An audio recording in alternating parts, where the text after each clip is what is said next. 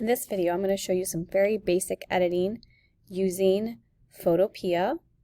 It is an online free photo editing software, and it works a lot like Photoshop. So if you get familiar with this and you take photo later, this will be a really great tool to use. So again, you would just go to photopea.com. You would open your picture from your computer or download it. In this instance, I'm going to use this particular picture from class. The reason I chose this is because I know when I make this black and white, the reds are going to really gray out. So the way to make this black and white is you would go down here to your new adjustment layer. It looks like a circle. I would click on this and then I would just make it black and white. What comes up is these different sliders that will adjust the colors. So if you notice, that red got pretty dark. So as I move these sliders to the right, that's actually going to lighten it up a bit.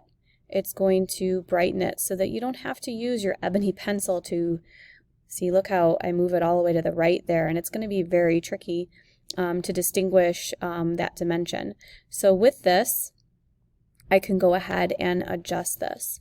There are other options that you can use too that might be familiar to you using other editing tools, such as brightness or contrast. That's a really simple one. Maybe you want to brighten it up a bit. You want to work a little bit more high, with higher keys with lighter values.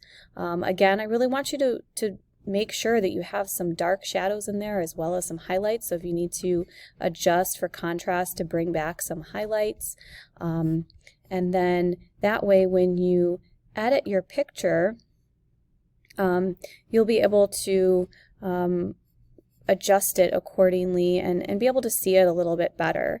So if you kind of like where this is, now I see that it's kind of tricky here with that, so I might want to turn down some of that brightness just so that I can get a little bit more edge there with this picture. But I really like the values that have come out in this silver little tray here, and I can definitely see my apples a little bit better. So you can go ahead and adjust. You can work right from your computer screen if that's easier for you, but I would definitely recommend doing some editing with the color values if you're going to print this picture out. So the next step would be saving it. I would just do a file, export as JPEG.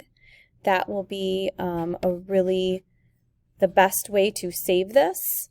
I'm going to click save, and then it'll end up being in your Google folder downloads, and then you can open that up and print it at our library. And again, I used the black and white edit tool. I used brightness and contrast. You'll have to see what works for you, but you can adjust the levels of the value in your picture.